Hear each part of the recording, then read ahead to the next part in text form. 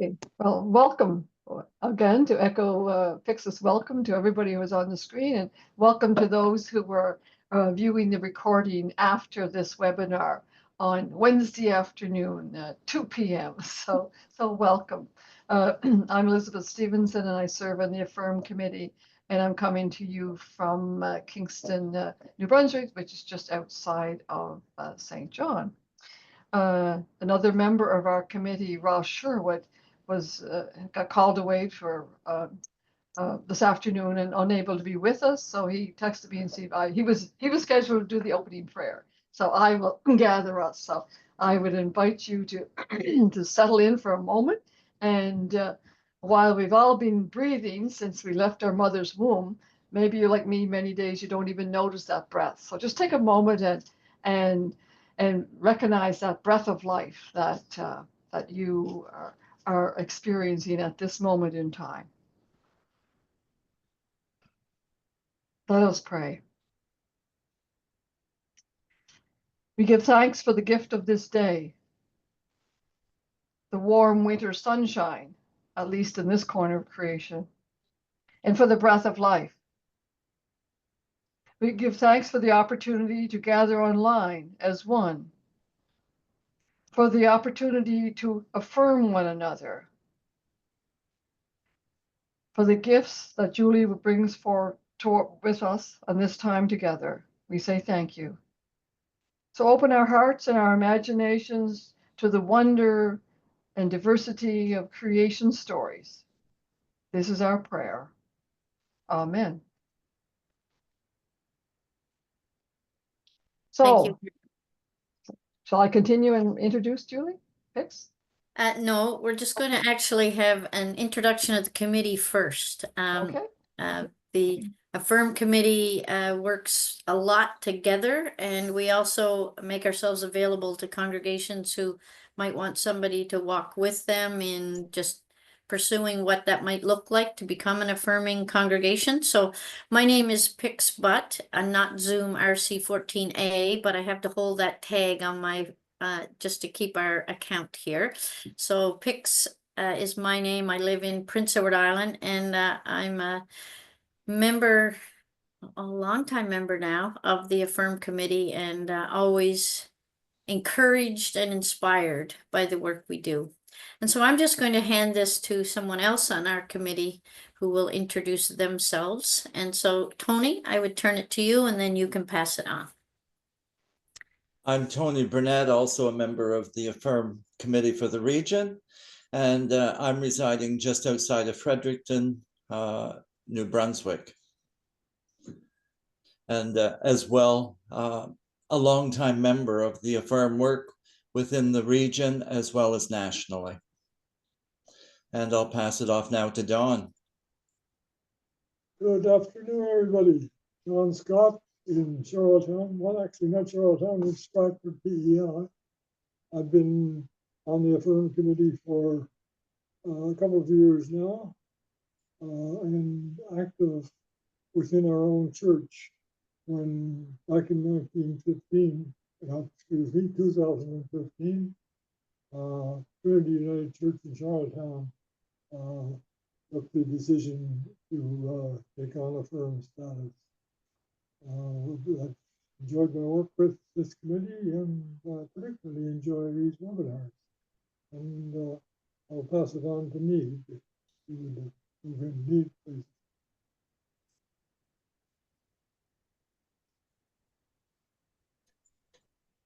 Hello.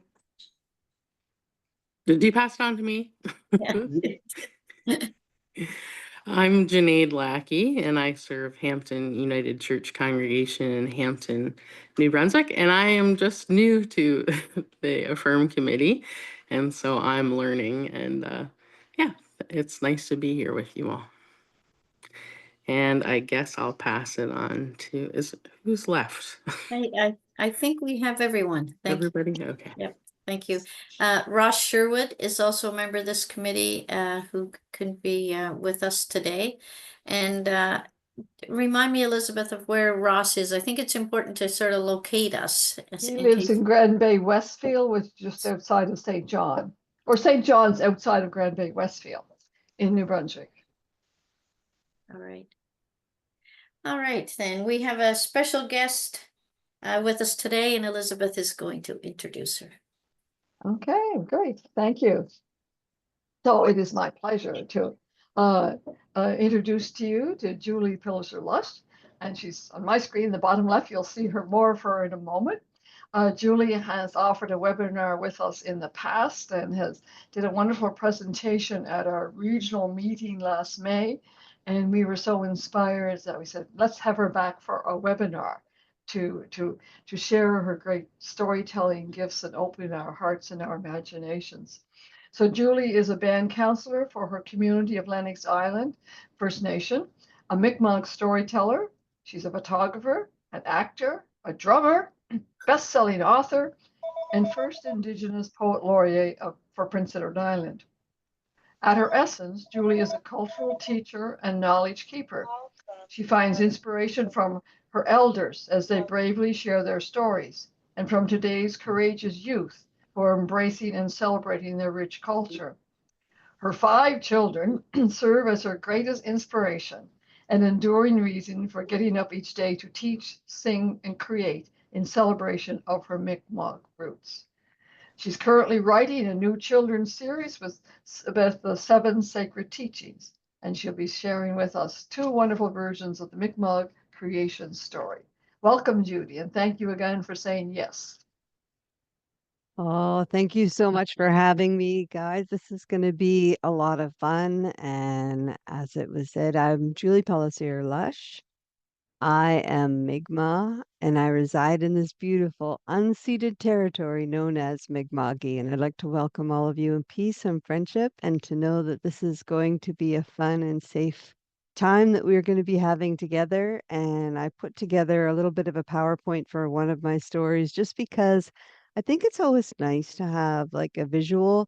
A lot of my stories are just a lot of imagination and creativity in the thinking of the things that I'm describing, but I thought I'd do something different because we have 2. I thought I'd do something a little bit different with one of them and make them a little bit more sort of visual and something that you can take away with you, because even some of the best stories that we read, we get a glimpse of what the storyteller is saying as they're expressing all these different things. Now, if you've ever had the opportunity to go online and look at the website for the Truth and Reconciliation, on that very front page of that website, it starts off with Chief Justice Murray Sinclair, and he has just a short little snippet, and he talks about every child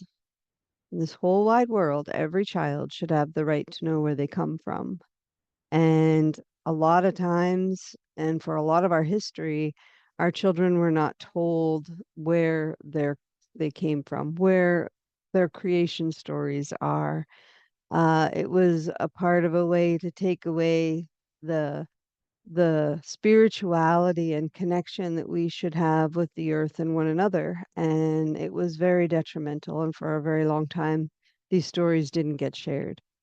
And as people are healing and people are working towards reconciliation, some of these stories are slowly coming back. And I find that in that this new age and this new opportunity, I'm trying so hard to learn more and more of these stories. And there's hundreds of them that I've already known, and some of them that I do and spend a little bit more time with and share, because I think that it's important that people understand where we come from, who we are. When you're growing up, you have families that surround you and protect you and honor you and tell you who you are, where you originate from, all those beautiful things, and they share those stories of you as you grow up. So I think it's so important that we learn these. So when I think of that, I am going to start with this version of creation. And here we go. And I'm going to go to slideshow and from beginning. There we go. Now, I've done these as a couple sort of lunch and learns, which are a lot of fun. And we have called our beautiful continent Turtle Island for a very, very long time. And I figured a lot of people might not know the whole meaning and the story, at least our Mi'kmaq version of it, because it has traveled and gone far and wide. Now, in this story, like many other different stories I'm sure you've heard, at the very, very beginning of time, there was only Sky World and Water World.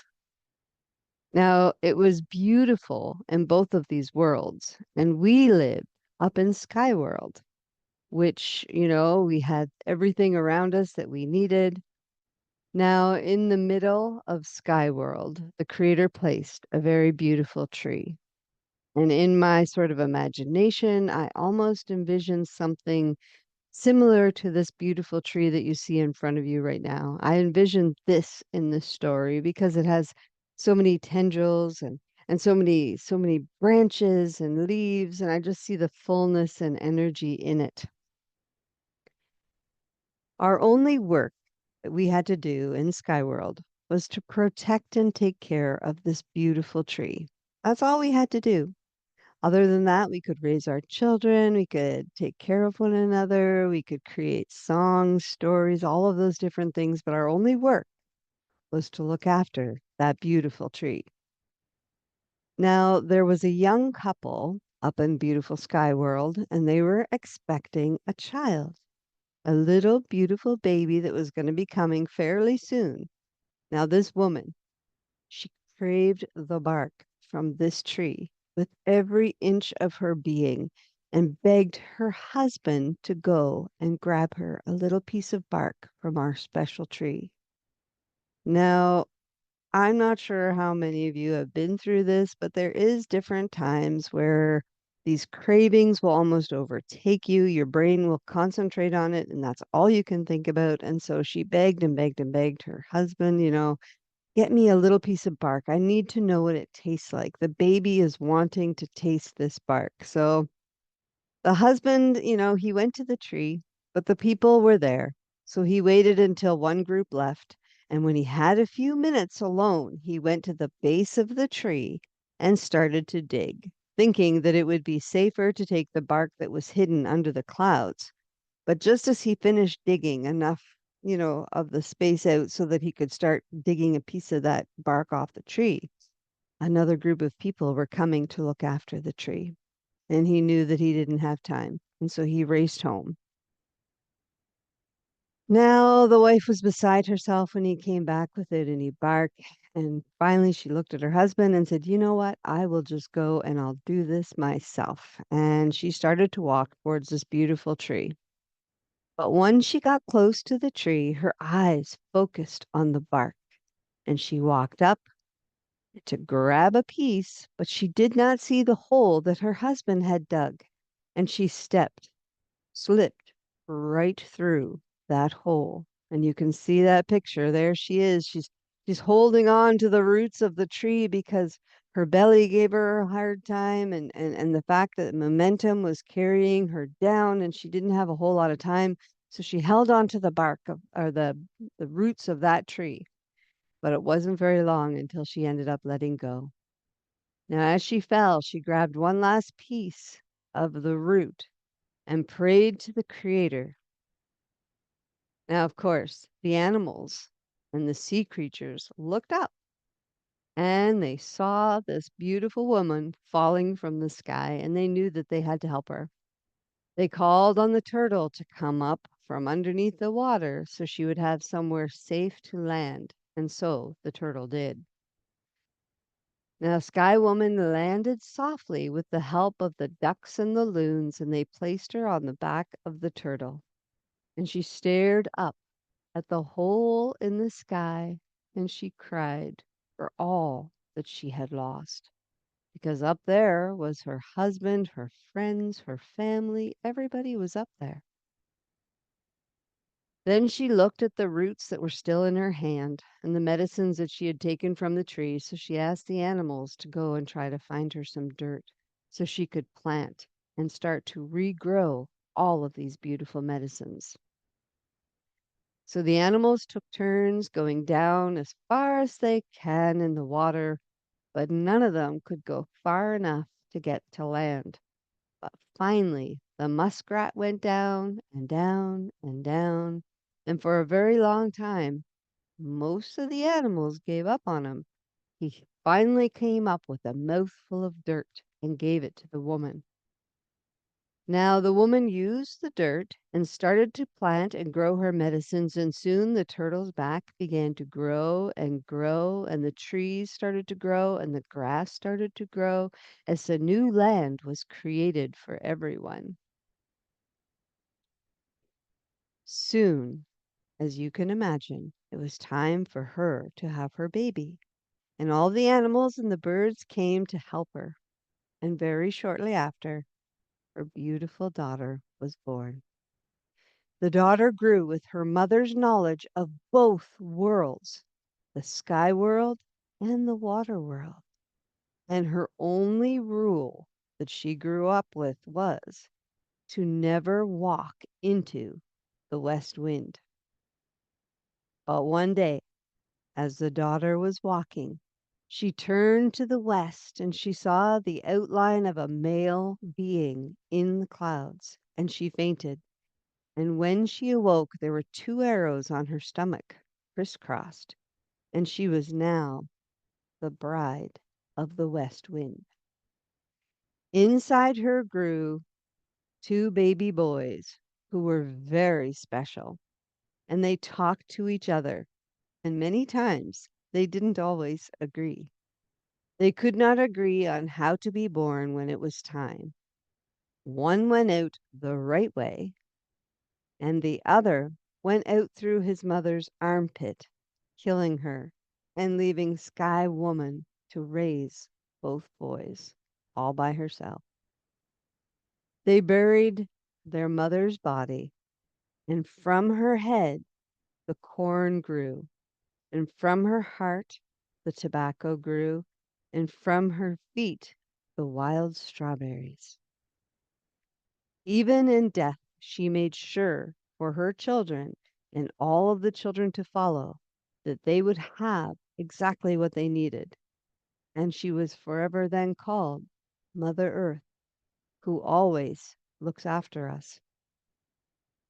When it was time, much later on, it was time for Sky Woman to end her days on Earth. The children came, and her head was flung into the night sky by the twins. And she's still there still, and we call her Grandmother Moon. She gives us light at night and controls the water around our beautiful planet and the water inside of us as well. Now, as these 2 boys grew, one was called Glooskap, and I'm sure many of you have heard the beautiful stories that we have of Glooskap. But the other twin boy was called Mulsum, and they fought all the time. Mulsum used bad energy, and Glooskap used good. And one day, because there were so many different stories of what these 2 little brothers would do, one brother would create a beautiful red flower that smelled like heaven, and then the other would add thorns to it. So whatever happened that was good, there would be a bad. And it was a very, very good balance. But one day, after so many years, these brothers kept fighting and fighting, and finally they learned the secrets of each other's, I guess, what could take away their power. And for Glooskap, it was with his heel. And with Mulsum, it was with, I think it was a fern. And so Glooskap had the fern, and when Mulsum came to attack him, Glooskap just wiped him very carefully with the fern, and Mulsum, who he thought would end up dying because of this attack, didn't die, but he changed. He transformed into a great big wolf. And this wolf still lingers around in our mind and gets us to try to take the easier way. or use the bad energy to get what you want. So you have to be careful of that wolf. He'll enter your thoughts and your mind and your spirit. Now, once humans came, we were made to be the caretakers. We were asked to keep the balance and to remember our roots and connections and always keep in mind the future generations. We are all connected, even with the natural world, and we must be the natural world, which must be respected and cared for generation to generation. And when I think of all of those different things, I think of how wonderful and amazing that it is that we were gifted this gift from our ancestors. And even if, as some of my young people, when I go and present to them, they say, "Is this real?" And I said, "Well, these teachings are a way for us to connect with the world around us, to know that the earth is just not rocks and dirt. It was a part of who we are. It's a part of our history. It's a part of our genealogy. When you look at our great, great, great, great, great, great grandmother, that's who's in there and who's taking care of us and looking after us. It makes it more of a person. Because honestly, when I think of our creation stories, what the main gist is that when we were created, we as people were given the gift of a spirit. We were given the gift to be able to feel joy, to feel happiness, to feel pride, to feel sadness, to feel loss. This is a gift. All of these things that we are allowed to feel are a gift. And our ancestors would always tell us that if the Creator made us like this, then the Creator, in fact, gave those gifts to everything that was created. So the trees have the gift to be able to feel, to communicate, to feel loss, to feel pain, to feel hurt. Our water, our earth, our rocks, all of the things are medicines. And so we have to take extra care when we're dealing with everything else because we know that they have a spirit, like a bear has a spirit. And I know Disney really, really tried to get it right with like having people just being animal forms, and that's our belief, but it isn't. Animals are our animals, and our animals were just gifted the same gift that we were, a spirit, to be able to feel, to be able to hurt, to be able to love, to be able to care for their children, all of these things. And so when we are hunting, and we have to go and hunt a moose, we get our hunters to carry tobacco, and when they hunt the moose, they offer the tobacco to the spirit of the moose and thank the moose's spirit for the gift that's sacrificed so that we can live, because we're taking its spirit away from them when we hunt. So all of these things are all interconnected, and each of our creation stories have a different way to share that energy and to share that love and connection and interconnection. And when I think of all of those things, because when I first started hearing creation stories, it made me realize that we are just sort of a small part. They say we have to look 7 generations beyond us when we're making decisions. We can't just say, let's do this and let's accept this and let's do this now because this is going to benefit us. We have to look and say, well, will it benefit those next generations coming up? Because there will be more generations and we have to make sure they're looked after. And what have the generations behind us? What have our grandparents? What have our great grandparents? What energy and what resources and knowledge do they have to give us when we're making those decisions as well? So we have to look both ways. We have to think of all of those things. What have we done? What have we worked for?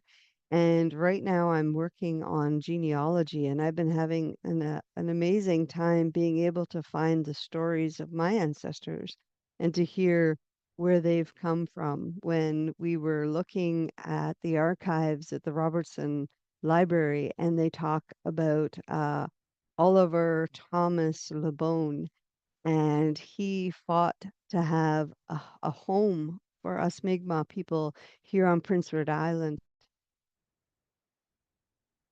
segregated all of the different lots on PEI, and they left no lots for the Mi'kmaq people here on PEI at all. So we lived on the edges of people's farms. We lived on the shores, and we were becoming, it was very hard for us to survive year after year without having a home. And so Oliver Thomas LeBone wrote letters to the prime minister, to the queen, and just asked for a home. And eventually we did get a home called Lennox Island. And that's my community where I come from. So I'm from Lennox Island First Nation. And I was just elected at the Band Council last June, and we're up for another election this June. So it has been fast and exciting and giving me more opportunity to learn and share and do all these marvelous, wonderful things, and to be able to present some of this knowledge to everyone here and to share some of my stories. And honestly, this is just sort of like a small little tiny snippet, but I'm really so happy and excited to be able to share, because each of these stories, it's like many, many of the stories. Like I grew up with my father, he was a United Church minister, and he would share his stories. And every story, you'd have to go away and think, there's more to this story. I have to dig inside myself and figure out what the important parts are for me to grow as a person, for me to learn something new about myself or the people around me. And so a lot of times, the very best stories are like that. Why did Malsum turn into a wolf? Why was she able to transform a turtle's back into this beautiful land that we now call North America? All of these wonderful things. There's little snippets of truth and kernels of history inside every story. So I just wanted to say thank you all so much for having me come on, and I know that there is so much more for us to do, and I hope that even if we can get together in the future and have a part two, because every day I am learning. Every day I am learning something new, something exciting, and every day is a chance for me to share what I learned, because that's the best way to do it. Because the more people that know it, the more people that can say, yes, for that creation story. It's with the twin boys and Waterworld and Skyworld. Maybe our history will never get lost again, the more people that know our story. So I always think that it's so important to be able to share when invited to share, and to be able to take part when invited to take part. And especially with this amazing group, when I see all your faces here, I think this is an amazing time. So I thank each and every one of you for having me come on and for your patience and coming back at 2 o'clock. I appreciate each and every one of you. So thank you so much, you guys, for having me.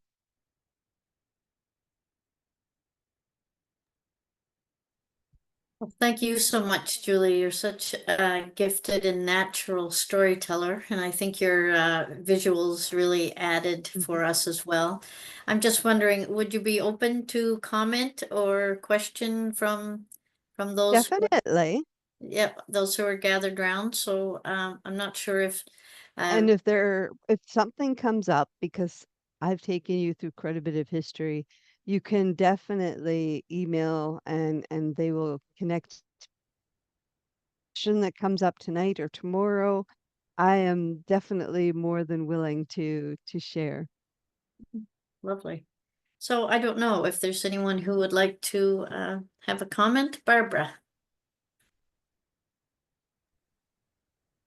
Well, Alan,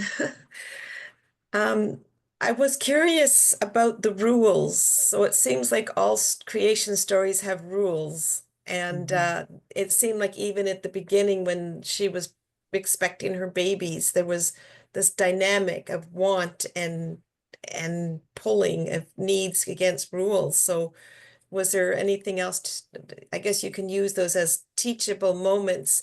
Like you said, don't let the wolf in us get too strong, or in the fact that she had to taste it, and then she got pulled into, looking into the wind, and then she became. So I just was curious, Julie. Oh, there is so many different rules and protocols that have been put into place, and many of them you'll find that aren't as aren't as important or significant as they would have been a couple hundred years ago. Listening to the elders, making sure that you look after what is important in your community. And the tree is really just a symbol, but at the same time, if your tree in the story was your spirituality, or if it was your language, like making sure that you didn't just slip up just because of some impulsive want, all of those different things. So they really are made to showcase that we had to live a certain way to be able to survive. We had stories of monsters that lived in the woods, and we would tell our children these stories, and for no other reason than if they went into the woods, there were bears, there were coyotes, there were wolves, and we would lose our family. So everything was also very much a tool in being able to share who we are in a safe way, but also make sure that you knew that when you were told to do something, because one of the biggest things is we did not tell our children what to do or what not to do. We always made sure that they had the ability to make those decisions on their own, but we would fill them up with enough knowledge through our stories, through our songs, that they would be able to take that knowledge and information and said, if I'm looking at the west wind, for example, bad things could happen. And the west wind would be in the direction of the setting sun. So you should be heading home before you start seeing the setting sun. Like there's little tiny hints, but at the same time, so important. So Thank you. important. Thank you. Anyone else? Comment, question?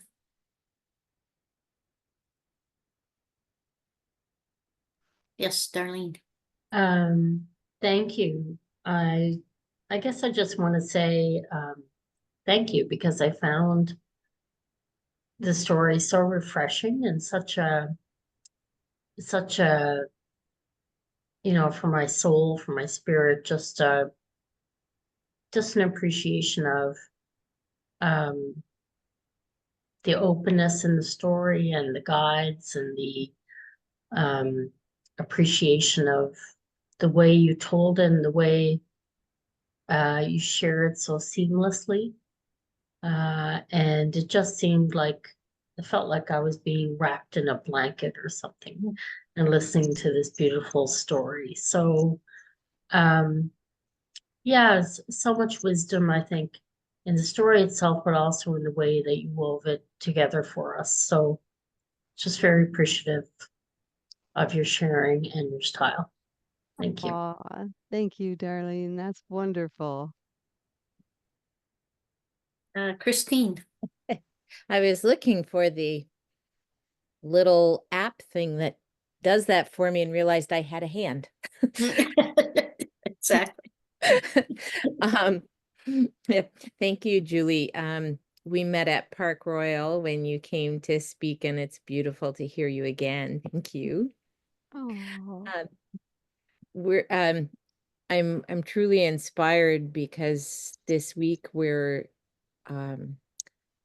talking about reaching out, like that how significant it is to not hold everything to your own person, but to reach out and be connected. And somebody last week had shared, an elder in our church had just shared that the thing they're most worried about is that we will lose hope with all the barrage of insanity that swirls around us.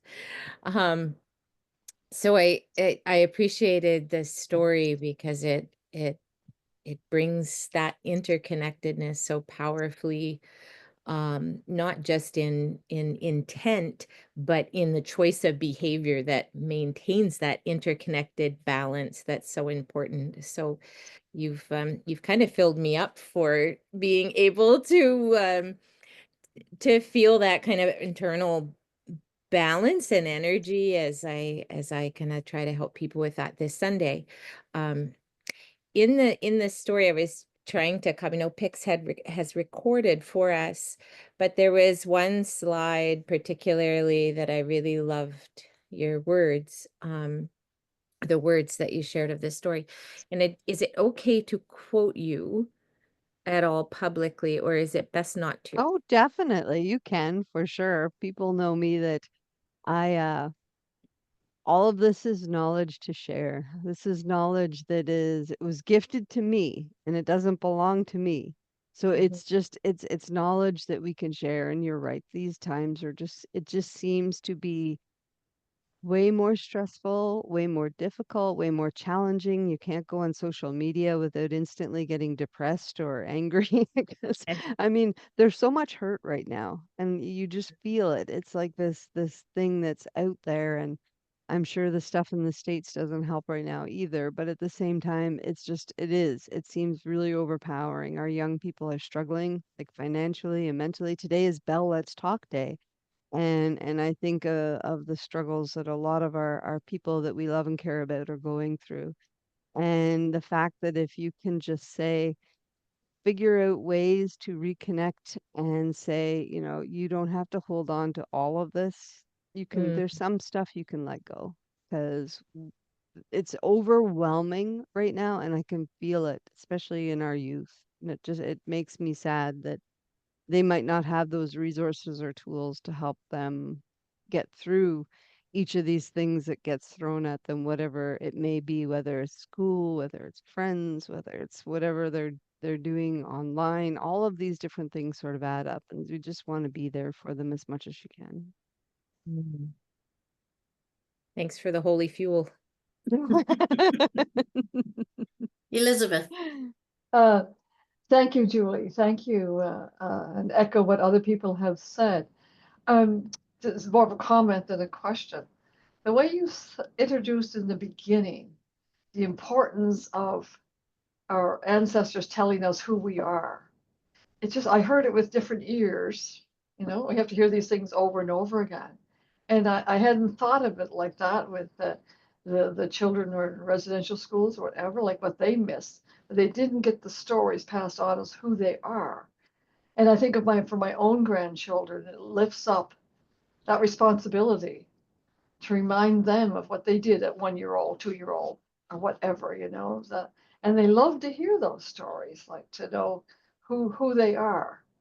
And they also heading into teenagers now, so they're not quite so interested. But a few years ago, they were really, and they will be interested again.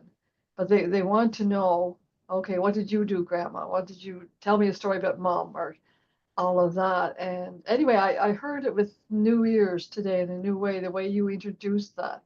So thank you for that. Yeah. We are the story keepers, and when I was younger, I was surrounded by them. Your mother was like this, and your father was like this, and we had all these people around us who reinforced who we were. And you get to a point in life, and I'm getting there, where there's less and less of people who hold my story, and I'm more and more of the people underneath me, my children, my grandchildren. I'm their story keeper now. And when they come and see me and we cuddle, and it's like, I'm going to tell you when you were just a wee little baby and you first started walking, like I am now in that role. And it is so important that we continue to hold these stories and keep our young people connected so that they can become those story keepers for their next generations, right? It's just modeling. Can I jump back in? Yeah, sure. Um, I'm mindful of that. I heard that similar, Elizabeth, and Julie, well, everybody, but from Elizabeth and Julie's comments, when you said that that anchoring of any identity, and how we that there are many children, I think, in many different cultures, or who don't know who they are anymore. And I think those things are echoing in their souls, but it's like there's a disconnect. And my ancestry is predominantly Scottish, and that was something that I was incredibly grateful to know. But one of the patterns that was was done, not in my lifetime, but I knew it was part of our practice, was if I'm a MacLeod. So if I were to traditionally introduce myself, I would say I'm Kerstina Niklodge, daughter of, and then I would make the list as long as I could remember back generations. And so it just really touched me when you were talking about, again, that identity, the difference when you were gifted, that I know where I come from, I know who I am, and I still had echoes of the language and different things, that it's really like a loud sound in my soul. But have seen many, many children who don't even have a clue. Yeah.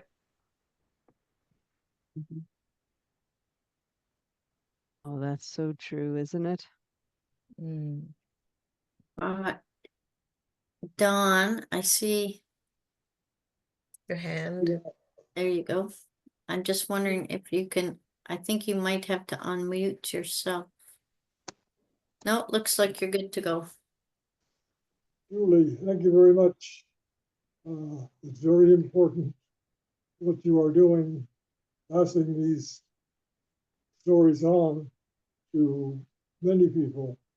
I'm curious about how they came down to you. Who was telling you these stories, and how these traditions have been maintained and passed down so that they're still alive and we still benefit from them. I'd like to hear you talk a little bit about that if you could. For me, I know that I go to all of the elders in our community and I get little parts of the stories and I sort of weave them together to create something a little bit more shareable. A lot of my elders in our community have been residential school survivors, and a lot of their stories will be sort of chopped up bits of things that they vaguely remember from before they were 5 or 4 years old when they went to residential school. And so it sort of takes a lot to get some of these memories back. Like I remember talking to one of my elders, and they were talking about going over to Hog Island, which is a big, long, sandy stretch of beach that's right next to Lennox Island. And for some reason, just talking about Hog Island, he remembered going by Dory over to Hog Island, and his mom would make bannock in the sand. She would bring like uh all the ingredients, put it together, put seaweed down in a little hole in the sand, cover it with seaweed, and then cover it with sand and build a small fire over it. And by the time the fire had died down, they would dig out the bannock and it would be nice and cooked. But the only reason that we got that story is because we were talking about something else and it just connected them to something they remembered when they were younger. And now Lennox Island has like a Mi'kmaq experience where you can go and make bannock in the sand just because of one little conversation with a couple elders together, and they started brainstorming and they're like, "Oh, how do you remember?" And then all of a sudden all the elders started to remember it too. So it's just the reawakening because they say that these teachings are in our DNA. And eventually they will all wake up and all be remembered and be able to be shared. But it's taking a very, very long time. And they say it takes 7 generations for us to heal. We're on generation probably 4 from residential school for some of us. And so it's going to take a little bit more time, but I know that these memories, these teachings will all wake up and come back to us and become real teachable stories and lessons and beautiful thoughts. But for right now, I'm just sort of picking up pieces of things that people are starting to slowly remember, which is amazing, and allowing us to reconnect with the past. Thank you very much, Julie, and I apologize for that phone call which just came in. Oh, that's fine. Oh, Of course, you're reminding us how important it is for us to tell our stories too, and to have our ears open for the storytelling. Exactly. Yeah, Elizabeth mentioned sometimes there's an age when we're not so open to the storytelling, but yeah, it's a good reminder for all of us. Yeah. Yeah. Yes, Tracy. I wanted to say thank you as well, Julie, and it's more of a comment than a question, but I'm going back to the annual meeting in May of last year, and I remember sitting in the room listening to you speak and feeling almost spellbound as I was sitting there. It was like there was nobody else in the room hearing your story, and I felt the same thing again today. And that was that's a wonderful experience, because it makes me realize I don't think enough about my roots and my ancestors and where I came from. I'm far too present in just today and what's happening just today. And so thank you for that gentle reminder and the way in which you tell it. It's wonderful. Oh, thank you, Tracy. Thank you.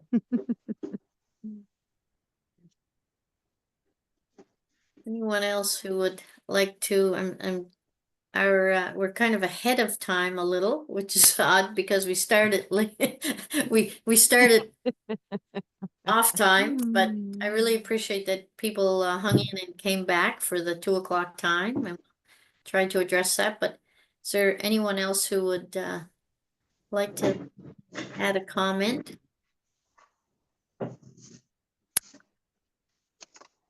Thank you so much. From the Affirm committee, where we do a lot of different webinars, and this webinar, as you know, is being recorded, so you can go to the Fundy St. Lawrence Dawning Waters webpage, go to resources, and you will find this webinar in a couple of days. I would just like to end with just making sure nobody is still trying to get their hand up. But I knew, of course, what we were going to be hearing today. So words from Chief Dan George from this book, Earth Prayers. The beauty of the trees, the softness of the air, the fragrance of the grass speaks to me. The summit of the mountain, the thunder of the sky, the rhythm of the sea speaks to me. The faintness of the stars, the freshness of the morning, the dewdrop on the flower speaks to me. The strength of fire, the taste of salmon, the trail of the sun, and the life that never goes away, they speak to me, and my heart soars. So may we be reminded, I think we have been reminded of the things that speak to our hearts this day, and may our hearts soar, even though we're in very difficult times.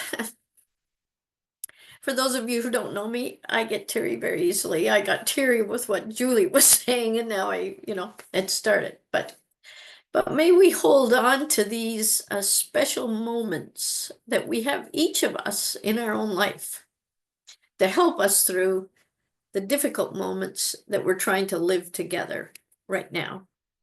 So thank you so much for coming. Please keep your eye open. We do have an announcement now. Oh, Don left us. Okay, Don was going to give us our announcement of the next webinar. Oh, you're there. That's good. So you're going to do our closing announcement for us? Yes. The next webinar is February 19th at 2 o'clock. Our guest is Angela King, who offers spiritual care to those who live with dementia and those who are supporting them. So we invite you to be with us for that, and we pass the word around. So if you have friends, contacts who might be interested in joining us for that. And again, Julie, thank you for doing this. It's a great session. Tony actually has words on behalf of all of us to thank you, but so many of you thanked Julie. I appreciate that. But Don, you can close us out with your Tony, excuse me, your words of thanks on behalf of us all. it just almost feels like there have been so many words of thanks and appreciation for what we have listened to in the sharing of your story, that it's already been said much better than probably I can do. But collectively, I want to thank you for taking the time to share with us the sacred stories of your ancestors, Julie, sharing such deep insight, knowledge, and wisdom. We're truly inspired by your words, and you certainly leave us lots to think about.